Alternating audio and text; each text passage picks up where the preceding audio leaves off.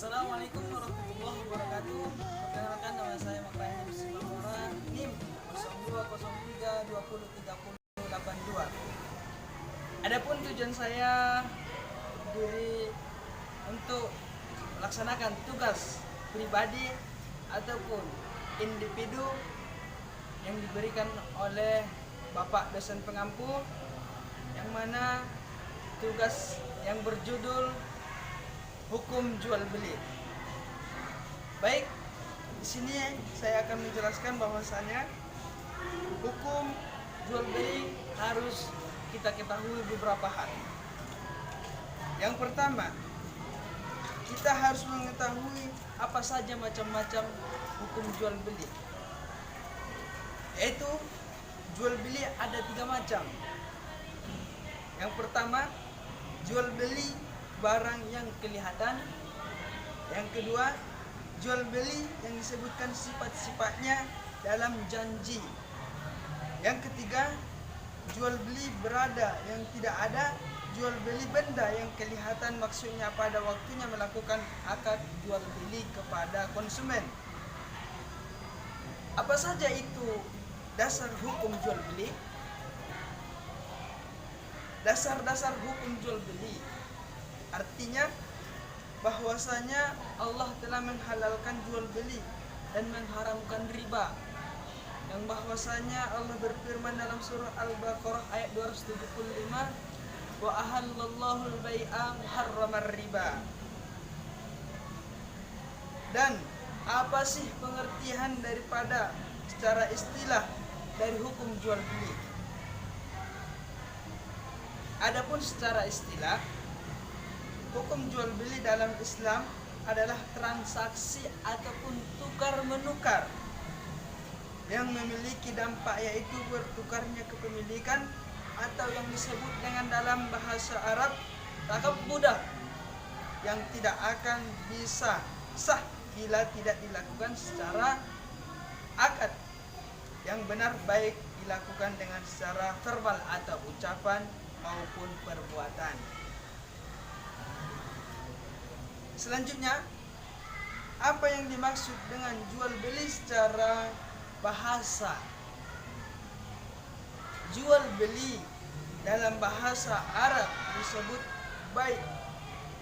Dalam bahasa Arab, sekali lagi, bai', yang secara bahasa adalah tukar menukar. Sedangkan menurut istilah adalah tukar menukar atau perahlian kepemilikan dengan secara pergantian menurut bentuk yang diperbolehkan oleh syarat ataupun yang ditukarkan. Baik, selanjutnya, apa saja yang termasuk dengan jual beli terlarang?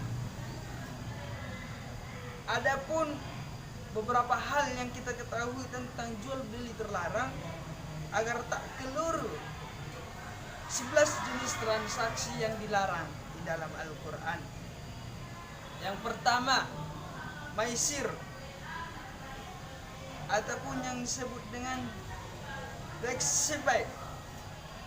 2, gharar ataupun yang disebut ansiples. 3, tadlis ataupun yang disebut dengan hadisan. 4, riba ataupun yang disebut dengan sprat. Yang kelima, ghibah ataupun yang disebut dengan lex.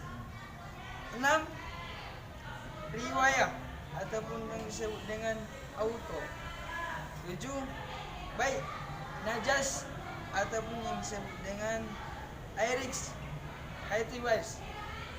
8, ikhtikar ataupun yang disebut dengan aples atau tuang daftar. Selanjutnya, apa saja yang termasuk hikmah jual beli?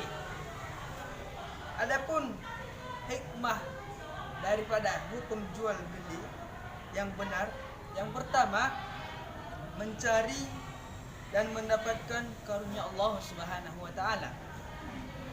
Yang kedua, menjauhi sikap riba. Yang ketiga, menegakkan keadilan. dan keseimbangan dalam ekonomi. Yang keempat, menjaga kehalalan rezeki. Dan yang kelima, silaturahmi dan memperbanyak jejaring. Selanjutnya, hal-hal apa sajakah yang ada tujuan pada hukum jual beli dalam Islam?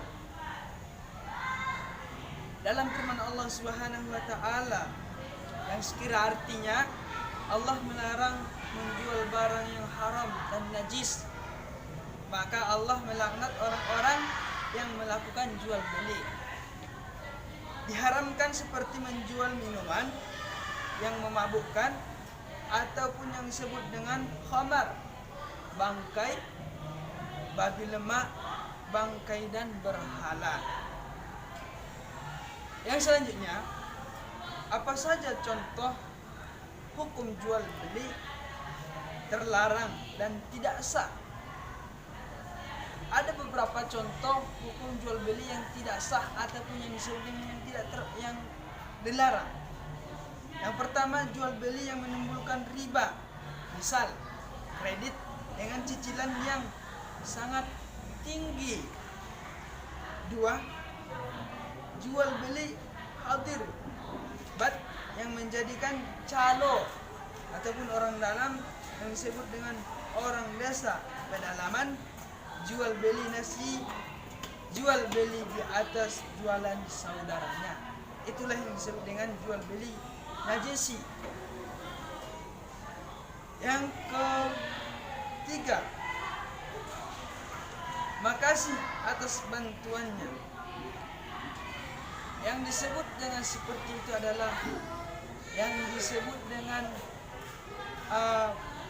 perkataan ataupun yang disebut dengan kata halusnya, yaitu menjadikan seseorang di dalam hukum jual beli itu adalah calo.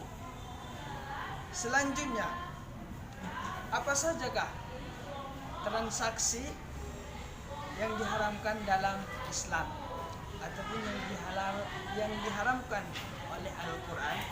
Yang pertama, riba, transaksi pinjam meminjam uang dengan bunga ataupun yang disebut dengan riba. Yang kedua, zulam ataupun yang disebut dengan lawan dari keadilan. Yang ketiga, maisir ataupun yang disebut dengan setiap transaksi yang bersifat spekulatif dan tidak berkaitan dengan produktif serta bersifat perjudian. Yang keempat, gharar. Adapun dari setiap transaksi yang bersifat gharar ataupun barang yang dijualkan tidak sesuai dengan apa yang dibutuhkan, maka disebut dengan gharar, yaitu haram. Yang selanjutnya, apa sajakah itu yang termasuk dengan riba? Ada 3 jenis yang dimaksud dengan riba. Yang pertama, riba fadl, yang disebut dengan jenis riba ini terjadi tatkala bahwasanya kegiatan jual beli ataupun penukaran barang yang didapati namun dengan kadar atau takaran yang berbeda. Sekian yang dapat saya sampaikan. Apabila ada kata-kata yang salah, mohon maaf kepada teman-teman, khususnya kepada Bapak Presiden tertentu.